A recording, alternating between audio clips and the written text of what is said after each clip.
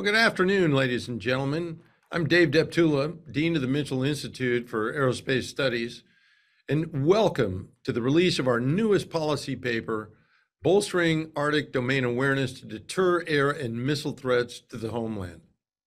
Now, in an era of great power competition, the U.S. homeland is no longer a sanctuary immune from conventional adversary attack. Both Russia and China have developed a wide array of weapons capable of striking the U.S. homeland. The Arctic is an attractive pathway for launching these attacks. Defending the homeland isn't just another mission set, it's the Department of Defense's primary obligation. And that's why the Mitchell Institute set out to study this topic further. To discuss our report and its recommendations, we have with us today the author, Dr. Caitlin Lee. And we're also very fortunate to be joined by Gen Glen VanHerck, Commander of U.S. Northern Command and Commander of NORAD. In these two roles, General VanHerck oversees the day-to-day defense of the North American continent and also advocates for the next generation capabilities required to defend the United States, as well as our partners and friends in Canada. So Dr. Lee, let's begin with an overview of your paper. Over to you. Well, thanks so much for that, General Deptula. I'm really honored to be here today, and I'm humbled to be the opening act for General VanHerck. He has been such a vocal advocate for U.S. Northern Command at this really critical time when the Arctic is emerging as a real center of gravity for strategic competition. So I'm very much looking forward to hearing more from both of you following my brief remarks on this new Mitchell Institute paper, which is focused on the topic of emerging air and cruise missile threats in the Arctic. I would ask if we could just put up the slides, or I can, oh, there we go. Next slide, please. Okay, so I want to start out today by highlighting two emerging trends that I think are really kind of converging to create a very urgent problem for defense of the U.S. homeland. The first is Russia and China's pursuit of new capabilities and postures in the Arctic that could really allow them to more easily employ cruise missiles and other weapons against the United States territory. Anything, you name it, from critical infrastructure to power projection nodes. And the second trend is this overall decline in the U.S. ability to detect and respond to air and cruise missile threats in the Arctic. You know, this was kind of laid bare or brought to the public's attention this past winter. I'm sure General VanHerck will discuss this when China floated a spy balloon right down into the continental United States via the northern approaches. So I think taken together, what these trends suggest is that the Arctic is becoming a highly attractive staging ground for cruise missile attacks. In a crisis, Moscow, or increasingly it's possible Beijing, might seek to launch conventional cruise missiles at the U.S. to coerce U.S. leaders, while still keeping the violence just low enough below that threshold to avoid provoking a nuclear response. That's kind of where cruise missiles come into play. And so this is a really tough problem, and there are no easy answers. Cruise missiles in particular are hard to detect and they're hard to shoot down. But in talking to NORTHCOM and NORAD leaders for this study, what really became clear is that just because it's hard doesn't mean we can take a totally reactive stance to this problem. We need to improve Arctic surveillance or domain awareness now so that decision makers have the information they need to dissuade these cruise missile attacks from happening, dissuade actors from launching these cruise missile attacks in the first place. Next slide, please. So to drill down a little bit here, I think there's three main reasons why this work focuses specifically on the U.S. ability to detect cruise missile threats in the Arctic. Number one is the Arctic has always been a staging ground for air and missile threats, really dating back to the earliest days of the Cold War. And that's simply because it represents the shortest route between the major capitals in the Northern Hemisphere, whether that's Washington to Beijing or Washington to Moscow. Second, Russia and increasingly China are really establishing a military presence in the Arctic. Russia has chosen to revive a number of its Arctic military bases, including several that are pretty near U.S. territory. The third thing is that relates to cruise missiles in particular, which can be launched from a variety of different approaches in the Arctic. Ground launches from Russian military bases are just one possibility, but cruise missiles can also be launched from Russian bombers and subs, and these can transit the Arctic with pretty low risk of detection. And by the way, China is also developing long-range aviation and quiet submarines that can also launch cruise missiles as well.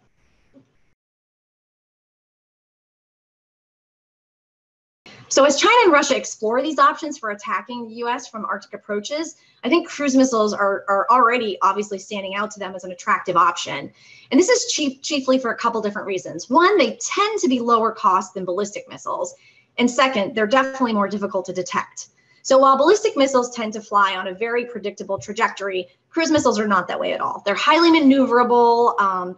Their heat signatures are much lower than ballistic missiles. That makes them harder to detect. They fly low to the ground. And so this makes them very attractive assets for our adversaries who want to launch surprise attacks or get their missiles through our defenses.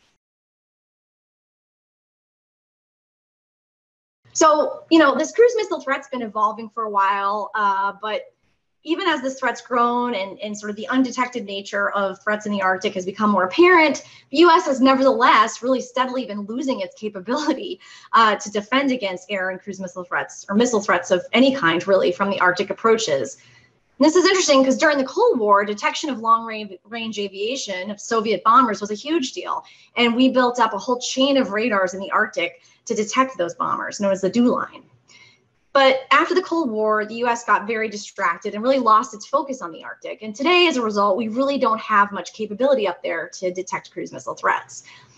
Instead what we have is this limited ballistic missile defense system that's primarily geared toward North Korea and some extremely limited capability to intercept other adversary air and missile threats with a very small number of fighters, and an even more limited sort of air defense capability that's really only centered around the national capital region. So today, this is just all to say that today, much of our missile defense approach sort of implicitly relies on deterrence. This idea that if the adversary did launch an attack on the US, we would respond. That is the thing that will stop them. And that's fine, except that, of course, we prefer not to have the adversary launch missile attacks in the first place. So our legacy approach to missile defense is sort of to just deal with things right of launch.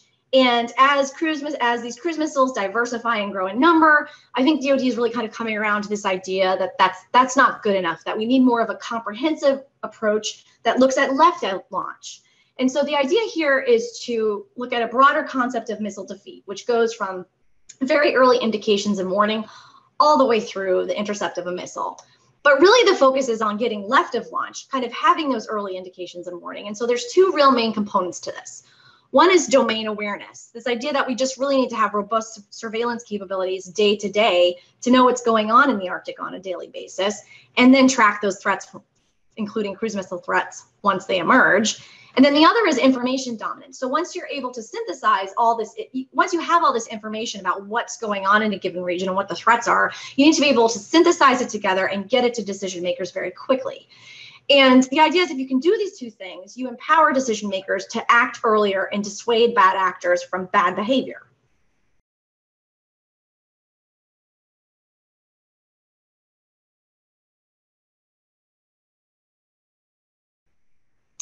So I just mentioned that two really important elements of getting left of launch are domain awareness and information dominance. The trouble is we have some pretty big gaps, as General VanHerck has talked about, in the Arctic in terms of our domain awareness.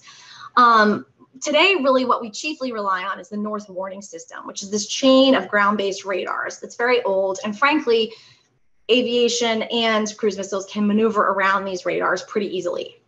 We also have ISR aircraft, but none of them are assigned to NORTHCOM, and they are not routinely allocated to NORTHCOM. So the assets simply aren't really available to get at that domain awareness. And then we have some legacy space architecture, but that's not so useful because it's primarily geared towards tracking and detecting and tracking ballistic missiles, not cruise missiles. And so what all this adds up to is a pretty significant gap in domain awareness. Also, issues with gaining information dominance. So once we have this, once we sort of know what's going on in the environment, we need to be able to get the information to decision makers quickly. And there's a couple of different problems here. First is that the cruise missile threats are difficult to distinguish from other types of aircrafts. And even if you can see them, the time to communicate that information to senior decision makers is far too long. And another problem is because it's hard to identify these threats and distinguish them, the US often wastes resources. We'll often scramble fighters to go up and look at cruise missile threats and what we think might be a cruise missile threat or an adversary aircraft, only to find out it's a small general aviation aircraft that's wandered into the wrong place. So there's a lot on this chart here, but the bottom line is we have these serious gaps in domain awareness, and there's really not going to be any one silver bullet solution for this. What's really needed is a more comprehensive approach that's really focused on the left side of this chart in green, which is the left of launch capabilities. We want to stop adversaries from considering cruise missile attacks in the first place. So the goal is really to improve our ability to detect adversary changes in behavior very early and then communicate those changes to senior leaders so they have more options to dissuade that bad behavior. So if you look at the bottom of this chart, there's a blue triangle, and basically the idea is that if you get left of launch, you can give decision makers more time and more options that are less escalatory than actually having to go intercept a cruise missile, whether these options are diplomacy, economic pressure, even moving forces just to signal that we know the adversary is thinking about a cruise missile attack. Of course, we're not going to be able to field all these capabilities at one time. We just don't have the resources and, frankly, the time to do this effectively. But there are a few short-term solutions that we can pursue to get the most bang for the buck and improve our domain awareness in the Arctic. So if we think about detection requirements left of launch, they broadly fall into three categories. The first is regional threat awareness, and this is what I was talking about with day-to-day indications and warning. Are adversaries moving their forces around in the Arctic or making other logistic preparations? We want to know about that. A couple, really, I think, interesting short-term solutions here can be continuing to partner with commercial satellite companies for both sensing and communications. Right now, we don't have a lot of good satellite sensing and communications capability in the Arctic, and the commercial sector is moving fast in this direction. Another existing option for day-to-day Arctic domain awareness is certainly to do more with our MQ-9 Reapers. The Air National Guard has a force of about 30 Reapers, largely used for training. Those could easily be moved up to the Arctic to do day-to-day domain awareness. Now, once you've done your day-to-day sort of regional threat awareness, the next step is to actually, if you get some indications and warning, you want to be able to track suspected strike platforms and then continue to maintain custody of them. And there's lots of different sort of combinations of sensors that would be good for this. I want to just call out a couple. Over the horizon radar, which can see out to 4,000 nautical miles, is a very important asset, especially up in the Arctic, to augment some of the other sensing capabilities that we have up there, primarily the North Warning System. But you could also imagine that working in concert with MQ-9 Reapers and other aircraft to the extent they were available to help us neck down and identify those cruise missile threats. And so really thinking about different combinations of sensors that could be operated in the Arctic together to get at that fuller picture is going to be really important. So moving forward, I think there's sort of three main recommendations I want to highlight for you all that we came out of from this work. First is because it would be helpful to sort of experiment with these sensors to get some short-term solutions into the area right away, it might be worth DoD considering a joint capability technology demonstration. And what this would do is pull together sensors in different concepts of operation to test out how they work together and how much they can improve domain awareness in the Arctic. Related to this, it could be beneficial to create a separate North American Defense Initiative, a fund that's really dedicated for looking at Arctic domain awareness. And I think this has two purposes. One, it can be used to fund any promising technologies that emerge from the Joint Concept Technology Demonstration. And two, it sends a signal that Homeland Defense today really is about the Arctic region. This is really a huge threat, and I think making the connection between the need for detection in the Arctic and Homeland Defense of North America is really important. The other thing to really highlight here is for the Air Force in terms of explaining existing inventory to do more with domain awareness in the Arctic. And here's where I think the Reapers and the Guard can make a real difference. And also, just continuing to push on the acceleration of other key assets that could really help improve accelerating the acquisition of key assets that could really improve domain awareness. And these include things like the E-7 Wedgetail, which the Air Force is buying, but could buy sooner and in more numbers to improve its ability to do search and track of air threats. I think these kinds of things could be very important for also bolstering domain awareness. So in closing, bolstering domain awareness in the Arctic is really going to be critical for getting after this air and cruise missile threat problem. I'm looking forward to hearing more from General VanHerck and General Deptula, and appreciate your time today. Well, thanks very much for that overview, Caitlin. Now, General VanHerck, what I'd like to do now is offer you the opportunity to share your command perspectives before we dive into questions. So you've got the stick. Well, thanks, General Deptula. I always enjoy talking with you and the Mitchell Institute. Dr. Lee's obviously done her homework. A lot of the themes that I've been saying are embedded in the work that she's done. Appreciate the opportunity to be on here with her. We do need more voices educating, as she's doing, about the challenges we face with defending our homeland and the challenges that we face in the Arctic region as well. I concur totally on the importance of the Arctic. 52% of the NORTHCOM AOR is in the Arctic, from the North Pole, into the Indo-PACOM area, EUCOM area. It's a vast expanse, and it's increasing in its importance each and every day with environmental change, commercial travel, access to resources, and all of those create opportunities and they create vulnerabilities. It's the shortest path to our homeland from potential adversaries such as the PRC or Russia. And now there's more access and opportunity there, which will create the potential for friction, strategic competition. So the importance of the Arctic can't be overstated, candidly.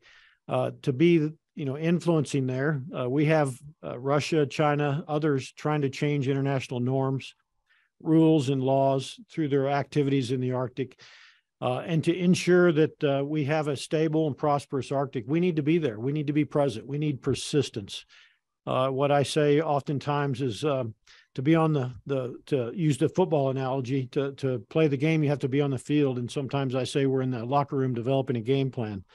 I would point out that NDAA, the National Defense Authorization Act of 21, directed me to do a study on what capabilities are needed in the Arctic by DOD. I am the DOD designated Arctic advocate for capabilities, and I completed that study and turned it in May of last year, in 22. Probably not in time to really fully inform last year's POM, but I look forward to seeing what comes out in the budget here in the near future. All of the services have Arctic strategies. The department is redoing their 2019 Arctic strategy. I look forward to seeing them fund those Arctic strategies in accordance with what I would say is the White House's number one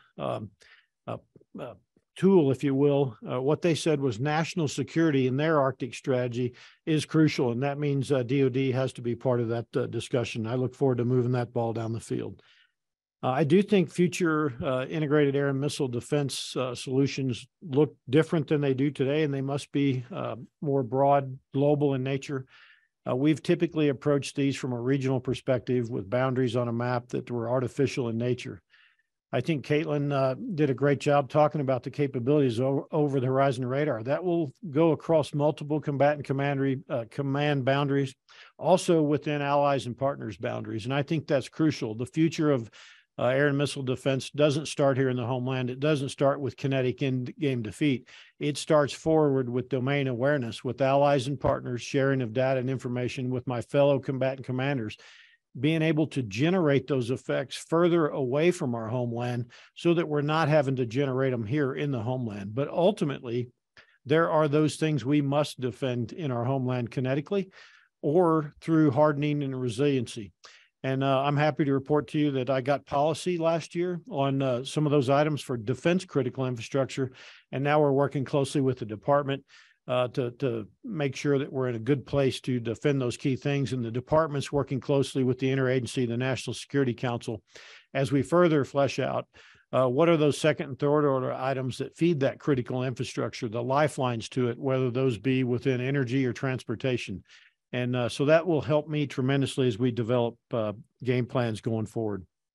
I do want to take just a minute to clarify the roles for NORAD and NORTHCOM. There was some confusion recently with the release of the Unified Command Plan, and that spoke about missile defense transferring to SpaceCom.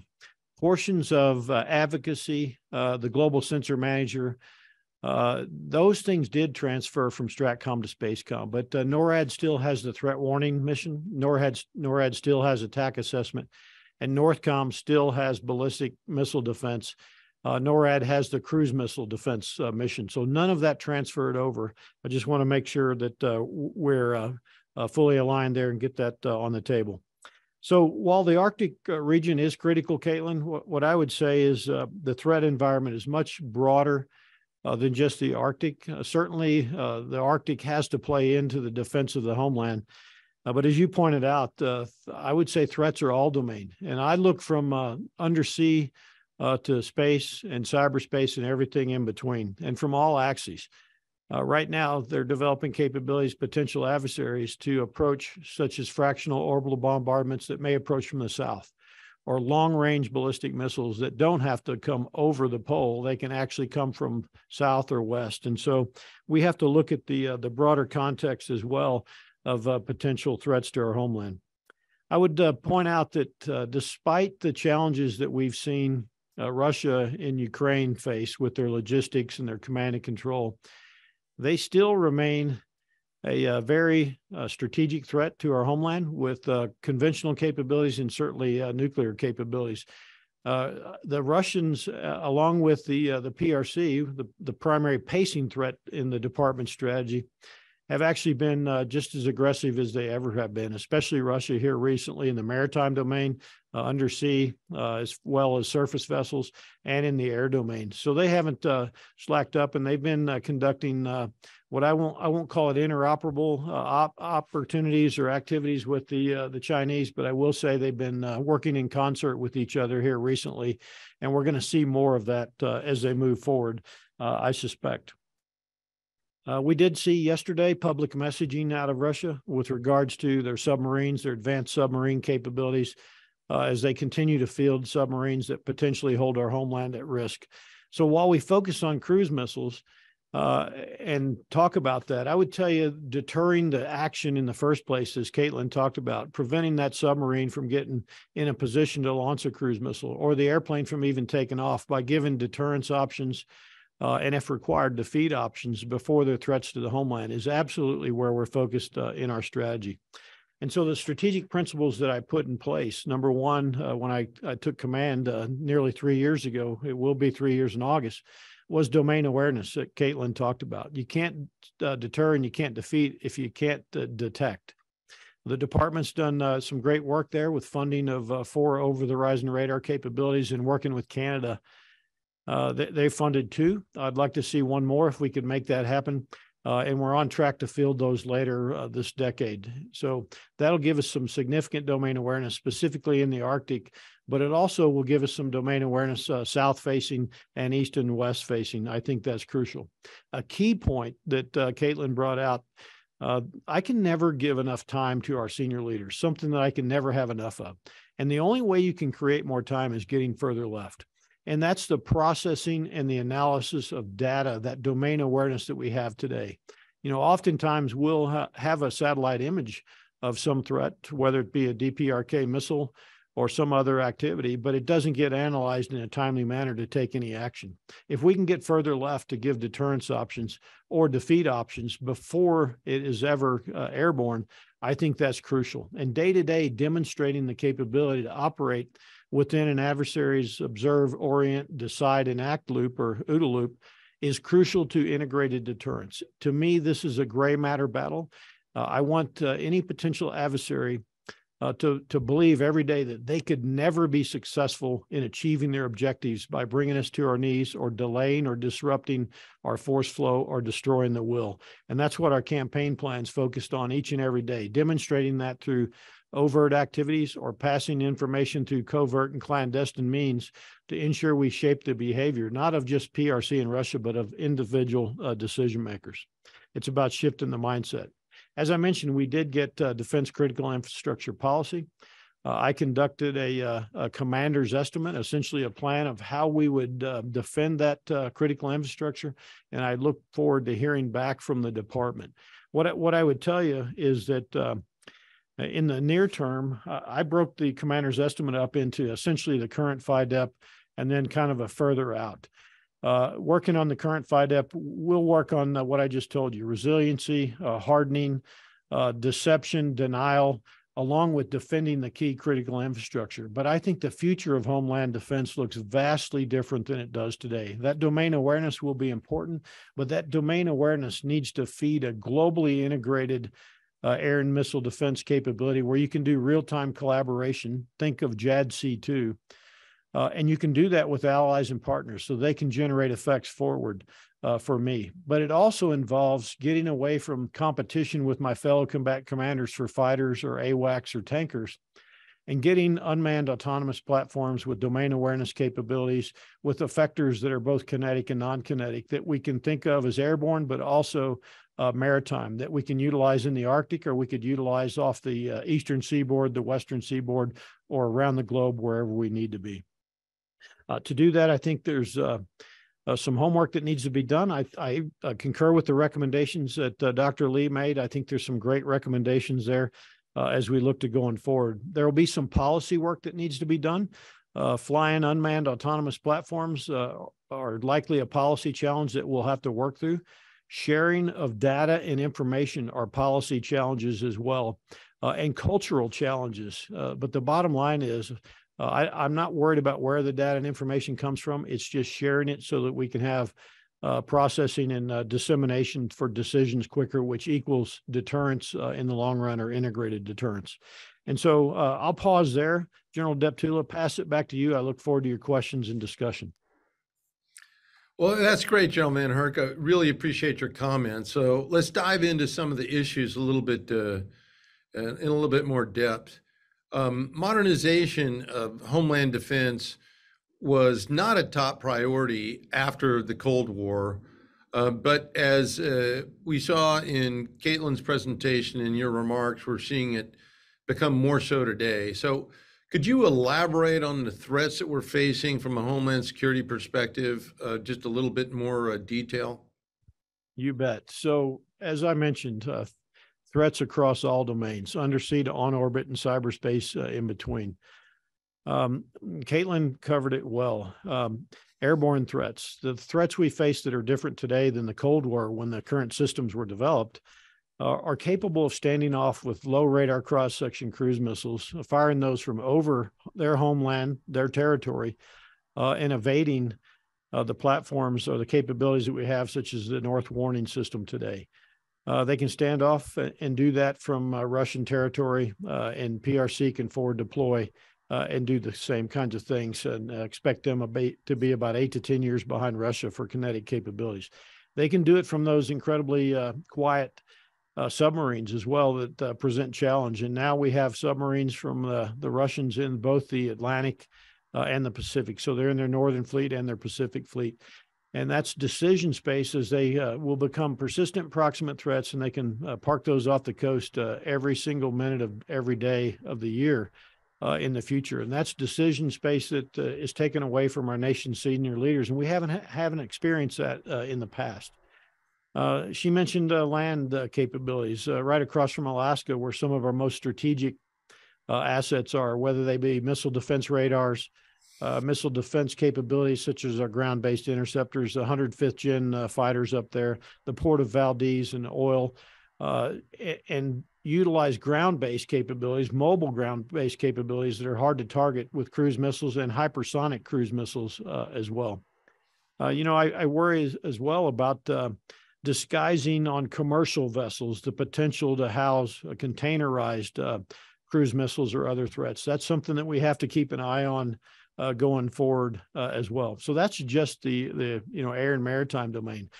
Candidly, General Deptula, I'm most concerned about the cyber domain and the threats that are in our homeland today, where the vast majority of the critical infrastructure required to project power from the homeland resides in the private sector. And the vulnerabilities there oftentimes are a domain awareness gap. I work closely with Jen Easterly and obviously General Nakasone. CIS is doing a great job of bringing in those partners, but I think there's still work to be done there. The UAS, the small UAS threat, is going to be a significant challenge as we continue to go forward. We haven't seen that emerge as a kinetic threat here in the homeland. It's certainly a threat from an ISR perspective, surveillance especially. It's a threat across our border. We see vast amounts of surveillance by cartels to enable the migration, and we see drugs being chauffeured back and forth across the border. So those are just a few things when I take a look. I would tell you the DPRK continues to advance in their capacity and capability with their ballistic missiles, and certainly they're in the market to move forward with maneuvering vehicles, including hypersonics. And so we'll continue to see those challenges.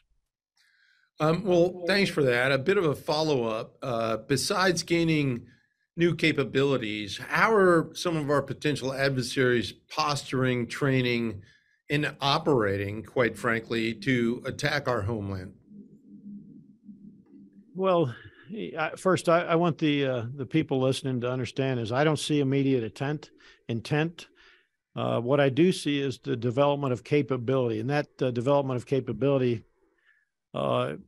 is there to deter us from getting into a regional crisis or conflict and projecting power from our homeland. Desert Storm truly was shock and awe, and they watched how we built up combat power and projected combat power, and they're developing those capabilities, as Caitlin pointed out, to hold us at risk with the intent to do it below the nuclear threshold. To me, that erodes strategic stability when you have limited opportunity on how you're going to respond to that. And we just need to understand that an attack on our homeland is incredibly destabilizing to the global environment, if you will. So how are they posturing? Well, I mentioned it a little bit. We're certainly seeing Russia activities, undersea activity off of both coasts and across the Pacific. I won't go into detail, but we've seen it here recently for long periods of time. And we've seen them conduct those activities in cooperation with the PRC as well. In the air domain, we're seeing international norms, rules be challenged. We're seeing more aggressive activities out of the PRC with our fighters and our ISR platforms in the Pacific as well. Those are just a couple of examples. There are absolutely, and I like to say every day, we're under attack in the cyber domain and the information space. Their preparation of the battle space through the use of the cyber domain for critical infrastructure, they're attempting to do that each and every day. They are using the information space, such as social media and other platforms, to destabilize the environment, to capitalize on any dissent that we may have within our own society. They perpetuate that through disinformation and misinformation campaigns. And we're only going to see that grow with the use of capabilities, as you've heard recently, like TikTok, which will learn. They will use AI capabilities to shape the information space for what potential adversaries may want and fan the flames of internal discord. That'll give you a couple of things that I'm seeing on a daily basis. No, thanks for that. Now, during the Cold War, the United States relied on a network of ground-based radars and missile warning satellites to provide early warning for any incoming Soviet bombers or ICBMs. Could you talk a bit about the importance of modernizing our capabilities to better meet the new threats that we're seeing? Sure. First, I want to go back and, Caitlin mentioned that I might talk about the PRC high altitude balloon. What we found out after the fact is we do have the capability to detect and track. At the time, we had filtered out that data through filtering systems. Our radars see that, but they only see what speeds we tell them to look for and what altitudes. So we've adapted based on intel and the threat that we see to ensure that we have better domain awareness. But that domain awareness only goes out to the curvature of the Earth with the typical radar.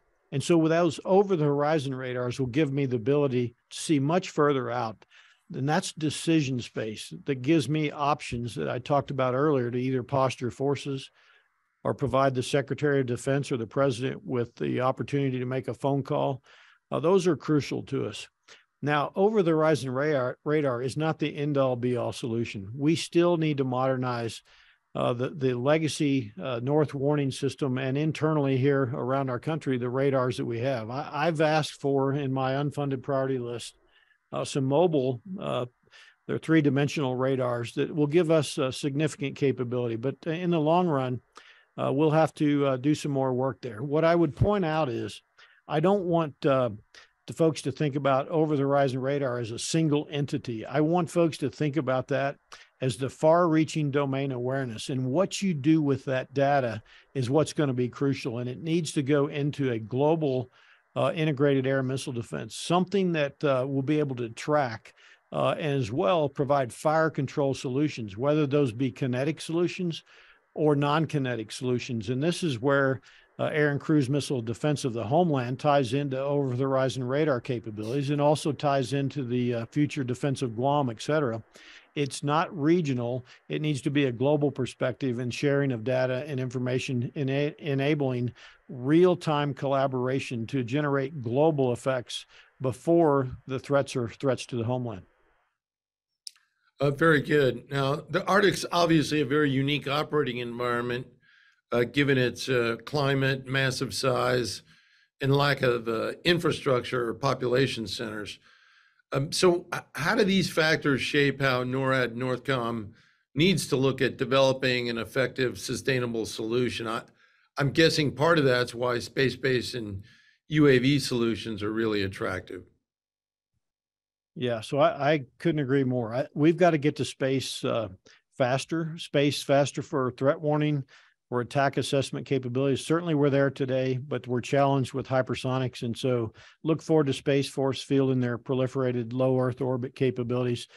I think we need to get with those unmanned platforms that allow us to operate longer loiter in a very, very harsh environment with the undersea capabilities. But the fact is, humans have to be able to operate in that environment, operate systems as well. And so I look forward to the services as they move forward with their strategies, buying down risk through research and development for capabilities to operate there that will operate in a harsh, cold environment. Just as important to that is the human element, and buying down risk and thinking about how we're going to operate in that environment. I think there's much work to be accomplished there. Now, the Ted Stevens Center stood up recently. Last August, I opened it up, and the Ted Stevens Center is under the Department of Defense, but under me as a combatant commander. And they're doing incredible work on education about this environment. They're doing incredible work with the industry, academia, to educate and hopefully buy down that risk to operate in the environment that you're talking about. I think the commercial entities that Caitlin talked about, there's been significant investment by commercial entities of satellite capabilities to operate there. That's funding that the department saved because we're not launching those satellite capabilities, but we can have access to those and develop our own encryption and capabilities to not only communicate, but have data and information sharing. So unmanned platforms then become more likely to be able to operate and pass data and information in that environment. Thank you for that. Now, Caitlin, in your report, you identified the importance of addressing missile threats left of launch. Could you walk us through that logic a little bit in more detail? Sure. Thanks, General Deptula. So, and we kind of think about the legacy approach to missile defense or kind of dealing with these air and missile threats to the homeland. We've thought about it in terms of sensors, battle managers, and shooters. I sense an incoming threat. I use air battle management to do command and control of the airspace, and then I use a shooter to try to take down that threat. But when you start to talk about cruise missile salvos, how big are they? How many different targets are they going to hit? How many fighters do I even have available to scramble to intercept those cruise missiles or those aircraft that are launching those cruise missiles? It becomes a really hard problem and sort of an almost impractical problem to deal with. It's overwhelming. And so then you have this choice of, do I just rely on deterrence? Do I just assume an adversary would not dare attack the US homeland for fear of retaliation? Or am I actually worried they might? And the homeland has been attacked before, and we have responded. If you think about Pearl Harbor and 9/11, but as General VanHerck said, that's incredibly destabilizing. That's not the situation we want to have. And so this legacy approach to missile defense is not really working. And so the idea of missile defeat, and it's still, I think, an idea, General VanHerck may have more to say about this, is an idea that's sort of evolving in the DoD. There's no formal definition in the DoD dictionary. But missile defeat is this idea of, I want to get left of launch. I don't want to just wait until an attack is imminent. I want to actually understand what's going on in the airspace. And I want to let my leaders know, my political leadership know about it, so that they can take steps to dissuade the adversary from launching those attacks in the first place. The adversary might be tempted to do this because they're trying to keep the US out of a conflict, for example. So US leaders need to know about this so that they can take action to gain the upper hand in this political bargaining. That's very good. And you anticipated my question in defining the difference between missile defeat and missile defense. So let me ask General VanHerck how NORTHCOM and NORAD are working to operationalize this notion of missile defeat and get as far left of launch as possible. Thanks. First, I think Caitlin did a great job, and I agree with everything that she said. What we've been doing since I got here. So I took command in August, and in September, we held globally integrated exercise, or global information dominance experiment 1, and really opened my eyes to opportunities. And that one was focused a lot on sensor to shooter. And I saw the opportunities to focus on sensor to decision maker to get further left, like Caitlin's talking about. And so I focused my team on the next 3 guide series that we did, our global information dominance experiments, to do exactly that, and to bring in my fellow combatant commanders and even allies and partners to use the domain awareness that's available to us to share more domain awareness and process it faster with artificial intelligence and machine learning. I'd point out humans are always the decision maker. So don't, when I talk about unmanned and autonomous platforms and AI, we're always focused on keeping a human in the loop. What I'm focusing on is processing that data much quicker to get further left. And we've demonstrated that by using not only military domain awareness, but commercially available domain awareness. Think about publicly available information that's out there. To be able to analyze, process, disseminate that much faster, JADC2, if you want to call it that, and create decision space. And I would give you one example where we did that was in 21, when Russia moved down towards the Donbass, ahead of actually moving down, in 22. We analyzed the data, the real data that was available, and we were able to gain 3 days of decision space. And that gives you defeat or options sooner. And so how do you do this with missiles? And then what Caitlin's really talking about is missile defeat here. You do it with onboard AI and ML on satellites, where it processes and disseminates it immediately to give you decision space. That's one way to do it. Think about supply chain options and interdiction to gain access to be able to deny and defeat much sooner. From me, it's about global collaboration, generating that effect forward with domain awareness, potentially from allies and partners sharing domain awareness and generating a deterrence or a defeat option if we need to. But to me, ultimately, this comes about data and information, General Deptula, and using that data and information in a timely manner to disseminate it. That's great. And it's a wonderful segue into my next question before we move over to the audience. But you've talked about the need to avoid strategic surprise via improved domain awareness. And Caitlin, your paper identifies several areas to improve domain awareness, including new sensors and better systems to process sensor data. Do you currently see the domain awareness challenge as primarily a data collection problem, a data processing problem, or both, or more? First, you, General VanHerck. Yeah, thanks, General Deptula. Actually, I see it as more. It is certainly a data collection problem. When you have low radar cross-section capabilities, you can't see. We need capabilities such as over-the-horizon radars to give us that domain awareness. But it's also a processing problem to process it in a timely manner. Why I say it's more, it's a cultural problem and a policy problem as well, to be able to be comfortable with sharing data and information, data that currently is stovepipe sometimes from policy or legal considerations within either the intel community, or we can't share with allies and partners or receive because they haven't made their systems resilient enough and secure enough that we trust those things. So we have to work much more beyond just the data acquiring, processing.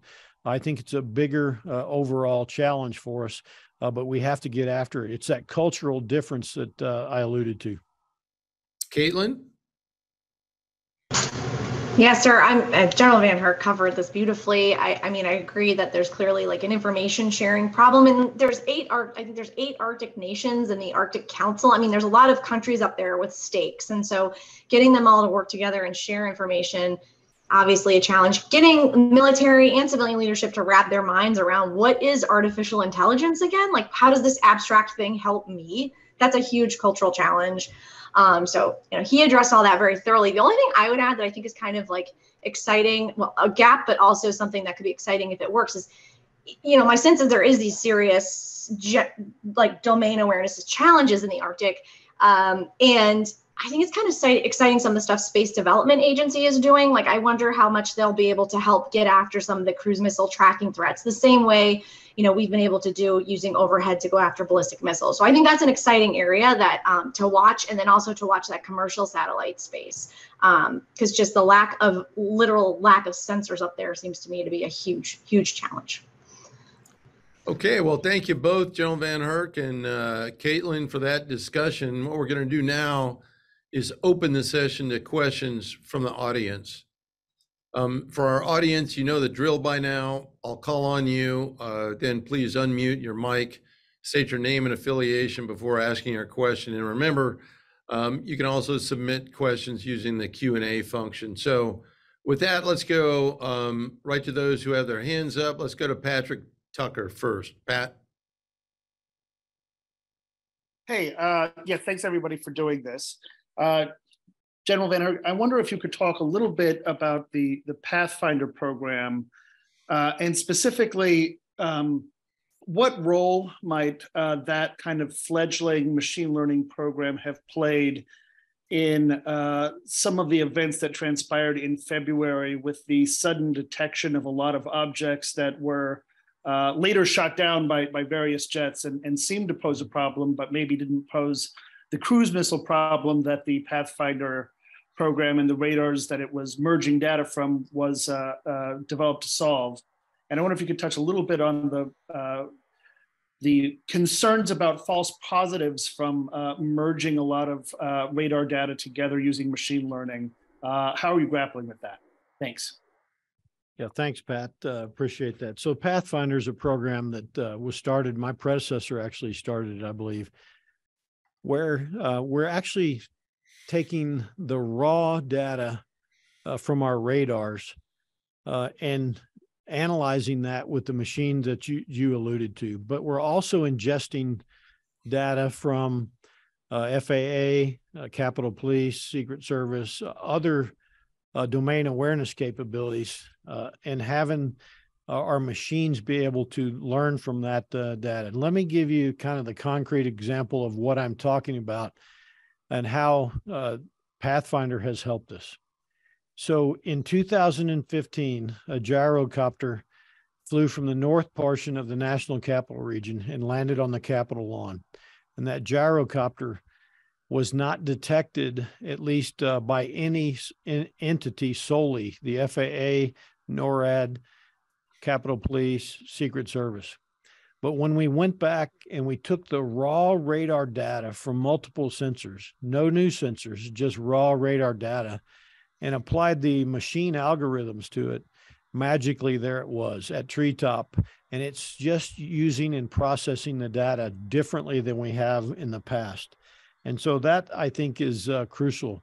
I'm not aware of seeing a bunch of false positives. The challenge you face is you can see so much data and radar information that it overwhelms the human operating it. Thus, that's why we have filters placed so that you can limit the speed, either top or bottom, or limit the altitude so that we don't saturate the humans in the loop. But I'm not seeing false data. Actually, we're seeing the raw radar data. Okay, let's go to Teresa Hitchens, Breaking Defense. Hi there. Nice to talk to you again. So I was wondering if General VanHerck could talk a little bit more about, if you could talk a little bit more about your commander's estimate on critical infrastructure, and when you turn that study in or review in, and what kind of, just elaborate a little bit on what that means, what you were looking at, and what you hope might come of it. Thanks. Yeah, thanks, Teresa. So one of the things I advocated for when I got here in my strategy was a policy on what I must defend. It's really hard to come up with an operational plan or advocate for resources if you don't fully understand what you're defending. I got that at about my 2-year point in command, and asked them to task me to do a commander's estimate, what it would take to defend that defense critical infrastructure. I won't go into details on how many sites there are, et cetera. But what I would tell you we did as part of a commander's estimate is look at every site that we're tasked in policy to defend. Some of them are tasked to defend 24 hours a day. Some of them are only tasked to defend during a crisis or conflict. And we broke that down as what does it take to defend? And you think, first of all, from the air domain, but we looked at it from cyber perspective, from the air domain, from potential vulnerabilities to precision navigation, timing capabilities, space, everything that would go with it.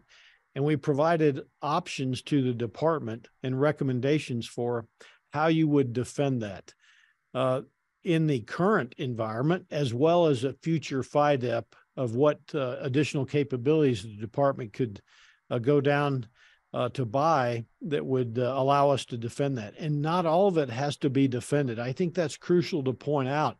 It may just be through resilience, such as cyber monitoring, or actually hardening of the facility from a physical threat that allows us to generate the effect the policy drives on us. As far as timing, I'm waiting for the policy to come back from the department that either says, yes, we agree, or that turns into a budget that tells me to go defend this and gives me the capabilities to do that. I don't know the timing of that. I'm certainly hopeful that we'll get that before my time ends here and we can move out. Okay, let's turn the mic over to Kimberly Underwood. Kimberly. Thank you, General Deptula and Ms. Lee and General VanHerck. General VanHerck, you mentioned some policy changes that might be necessary, especially with unmanned aerial vehicles flying over the Arctic. Can you kind of elaborate more? And then Ms. Lee, if you have anything to add about kind of other policy changes that are needed in the region. Thank you. Yeah, so I would tell you that flying unmanned platforms, let alone autonomous platforms, will require coordination across our interagency, multiple stakeholders here from obviously transportation and the FAA to commerce and others to allow those kinds of opportunities. I think the threat environment is going that way, and it's going to force the discussion. It'll also require the use of the electromagnetic spectrum and deconfliction, those kinds of things. Those are interagency discussions that we have to have that allow us to operate on various spectrums, especially across the globe as well. But those are a couple of the policy things that I see going forward. And of course, the sharing of the information from the various resources that are out there, whether they be intel community resources, ally and partners, vice versa, back and forth. Yeah, and I would just pile on the UAV piece to say, moving down from the policy level to just a more tactical level. What's kind of interesting and intriguing about UAVs in the Arctic in particular is that they have such persistence. You can just keep them up there for long periods of time. I think some steps have been made with current generation UAVs to make them more sort of Arctic capable, worrying about that de-icing capability and things like that. The thing about a UAV is it's up in the air a long time, and then you can throw all kinds of payloads on it. It kind of becomes a flying battle lab. You can put SIGINT pods on it if you want to detect certain force movements. You can put, comms links on it if you want it to become a relay. And even maritime surveillance or sonobuoys. So it can maybe help out with that undersea surveillance. So there's a lot of options with them to kind of just throw different pods and sensors on them. We did this a lot in Iraq and Afghanistan, and so there could be some real opportunities there. And then looking to next gen as you introduce more autonomy, I think that's when it gets really interesting, because then you can actually start to reduce the manpower requirement associated with them. Very good. Let's shift to a couple of our chat questions. Here's a question, General VanHerck from William Power. Can you speak to your thoughts about the strategic value of Greenland and the potential to develop supporting infrastructure, advanced sensing, and defensive systems with our Danish allies? Yeah, so Greenland is a crucial location for layered defense for me, for domain awareness capabilities, especially for threat warning, attack assessment. I have unfunded priorities within the department right now for infrastructure at Batufik, which is formerly Thule, which are crucial for me in a layered defense. As I look to our Danish allies and our Arctic allies and partners, I see tremendous growth opportunity in Greenland and other places for campaigning, demonstrating capability, readiness, and domain awareness capability. So I think Greenland plays a crucial role there. The challenge for me within the department is it's in the UCOM AOR. It's a Space Force base, and getting advocacy out of a fellow combatant commander for my priorities is something that we have to sort through in the processes we have in the department. So we continue to work that. I think it's crucial to accomplishing our national defense strategy through a globally integrated layered defense of the homeland. It gets us forward to generate those effects. Those are some great points that could warrant a whole separate hour discussion all on its own. But be that as it may, here's a related question for you. In your role as a commander of NORAD, you obviously work very closely with Canada, which it should be noted is making substantial investments itself in improving the North Warning System. Are there also opportunities to work with other allied Arctic nations to collectively improve NATO's broader operating picture in the Arctic? Yeah, great question, comment. Absolutely. So I had the commander of the Norwegian Joint Force here this week talking about exactly that. Expanding the collaboration, expanding the campaigning together, expanding domain awareness and information sharing. So there are tremendous opportunities. Our strategic advantage we have over Russia and the PRC is our network of allies and partners, and especially in the Arctic. That is crucial for us, and there's much opportunity there. Okay, well, one more. I think we have time to squeeze in one more here from the chat room from Bobby Skidmore. Considering the divestiture of multiple airborne ISR platforms in the near future, what role do you anticipate space-based ISR and or non-geosynchronous orbit capabilities playing into the Arctic problem set? Well, I see, as I mentioned earlier, the future is going to space quicker. We likely won't completely get away from airborne ISR. The divestiture and the transition from platforms is going to force us to rely more on space-based capability and unmanned capabilities in the future. But the future I see is that persistent stare, including in the Arctic, that space-based capabilities will give us. And I think that's the future way we're going to go. Well, very good. And ladies and gentlemen, unfortunately, we've come to the end of this rollout. And General VanHerck, thanks so much for taking the time to be here today. And to Dr. Lee, thanks very much for an absolutely outstanding paper, which is now available on our website at mitchellaerospacepower.org. So please go check it out. And to our audience, from all of us here at Mitchell Institute, have a great air and space power kind of day. Take care.